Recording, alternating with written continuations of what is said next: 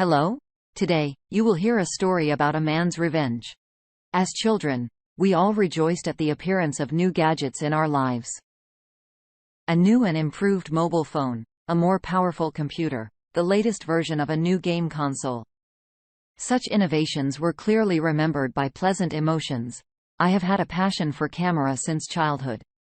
I have always wanted to capture the best moments of life and do it in the best possible way. Therefore, I have always been attracted to photography and video equipment. I skillfully applied new technological possibilities to create wonderful photos. I like to take various photographs, and with this, my subsequent life was direct. I noticed very interesting things in the world around me. This beauty was nearby all around us, but few people noticed it, and I knew how to distinguish it from the background of other things. Therefore, my pictures were filled with life. They revealed the essence of the moment that I saw. After graduation, I tried to make money with my hobby. Initially, I worked as a photographer at various events. It didn't bring much income, but I did what I loved. I wanted to develop, but I had to pay bills. The money was needed here and now, so I had practically no time for creative impulses. I tried to find a job that would bring me a normal, stable income. And one day, I was offered a job in a serious news organization. I got a job as an operator. It was very interesting. The work gave me pleasure, but most of all I liked Natalia, the host on a popular channel. She always looked spectacular and was an extraordinary girl for me. But I was afraid to even think that I could be with her together. I was a simple operator and nothing more, and she was already a screen star then. But I often worked with her together, and somehow I plucked up the courage and approached her with an offer to drink a cup of coffee. She looked at me with a smile and, much to my surprise, agreed. I was overwhelmed with emotion. I did not expect her to agree at all. I thought that she would send me to hell. But no, we met in the evening in a cafe near our place of work. She was very pleasant to talk to. I also tried to be an interesting conversationalist, and we have a good relationship. Date after date, we started dating. I was extremely happy that this wonderful girl appeared in my life. Time flew by quickly, and before I could look back, 10 years had already passed since we got married. We had 2 children, 2 wonderful girls. Natalia still worked as a news anchor on the channel, and I still worked as an operator. I had some thoughts about another job, but now it was not up to that. Natalia spent quite a lot of time at work, so for the most part, one had to look after the girls. Our family was happy, especially those days when we managed to be all together without any work commitments. We loved having picnics outside. Once I found an amazing place in the forest, not far from our house. It was incredibly beautiful here, and it became our favorite place. Everything was fine until the moment when I began to notice how Natalia was moving away from me. I tried to make romantic surprises, but it did not please her very much. She came home later and later and hardly spoke to me. I repeatedly tried to talk to her to find out what was the matter. But she asked me not to worry. She was very tired at work, so she behaved like that. But at the same time, she said that she loved me very much and could not live without me. I willingly believed her, understood that her work was very difficult, and tried to support her in every possible way. But over time, it didn't get better. Natalia moved away not only from me, but also from the children. I felt that something was going on, but I couldn't figure out what it was. It was just terrible. Thoughts pressed on me every day more and more. I needed to understand everything to understand what was happening. On this day, I decided to stay at work, ask the nanny to look after the little ones, and I myself went up to Natalia and said goodbye, saying that I would wait for her at home. Natalia said that she would try to arrive early today. But I stayed in the building, decided to observe what my wife was doing so important and serious at such a late hour. On the set, the staff was still spinning. Equipment was cleaned and floors were swept. At the table, I saw my wife talking nicely with the host, whose name was Mark. I never liked this guy. He was very sugary. He always teased me and taught me how to do my job better. He started working for us relatively recently. In general, a rather nasty guy. But he communicated well with Natalia. I even noticed some notes of flirting. During the usual time when I was at work, I did not see such kind communication between them. This started to piss me off immensely. I wanted to spit in his face, but I knew that I would only make things worse for myself. Soon, there was practically number one left in the room. The guard was making his last round after the staff had left. This couple has disappeared. I got nervous. Did I miss them? Where could they go?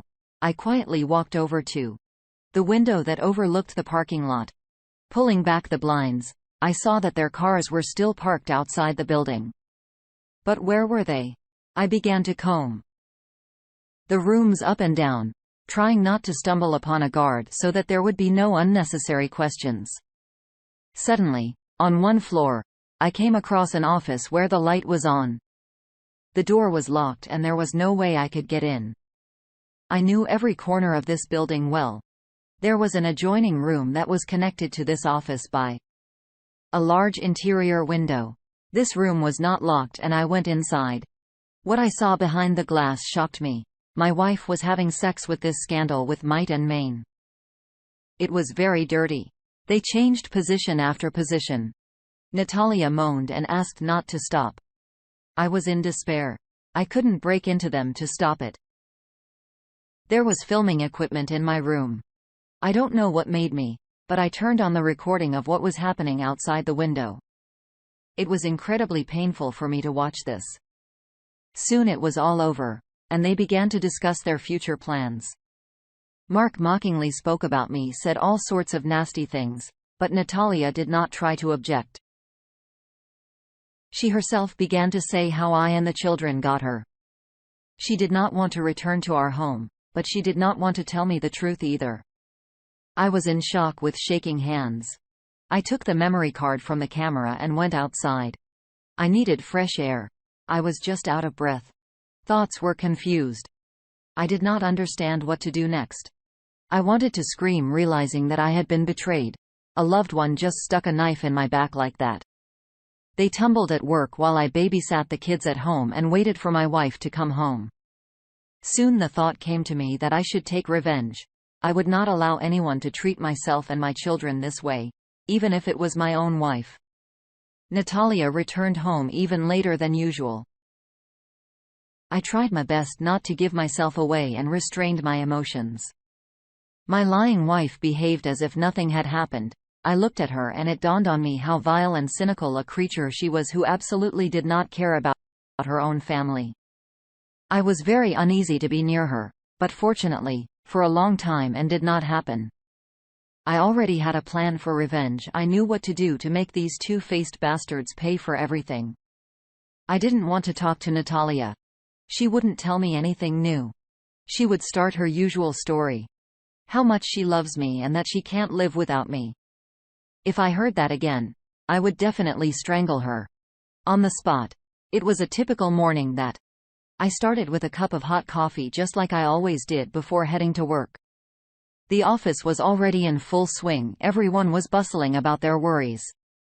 Broadcast coming soon. A report was being prepared for this issue from the opening of a new orphanage. It was necessary to describe this event in all its glory. Ma personally instructed our department to do this work with the highest quality because it was to his advantage on the eve of the new elections. Therefore, everything was carefully prepared. Makeup artists were already preparing Natalia and Mark while I stood rooted to the spot near the broadcast cameras. And then the live broadcast began. The smiles of the presenters blurred in an artificial way and they began to talk about this orphanage. Soon they were supposed to turn on the video of the report, filmed in advance, but instead the video turned on the video of my wife's infidelity. I set it up in advance. It was not a big deal for me. The hosts did not understand why everyone around began to fuss. There were screams for it to be turned off immediately. Soon these freaks themselves saw themselves on the screens in all their glory. I stood and looked at my wife. She was absolutely not the one I fell in love with. What a pity that I found out so late. Mark saw me and ran up to me with some ridiculous explanations that this was some kind of montage. In response, he received a clear blow to the teeth. I went up to my wife and said that she would not have to come home anymore. Number one was waiting for her there anymore. After this scandalous incident, the careers of Natalia and Mark were over. They were kicked out in disgrace. In court, I managed to keep custody of my girls, and this gum was deprived of parental rights. Now I was free from lies. You could do other things. I left my previous job. I was disgusted to be there even after this couple was fired. I opened my own business, which I had long dreamed of, and things went uphill for me. Now I had enough money to secure the future of my little ones, and I myself enjoyed the fact that I was able to take revenge on the traitors. I knew that everything would be fine. Dear listeners, your support is very important to us. If you like our story, please like, comment and subscribe. It's very motivating for us.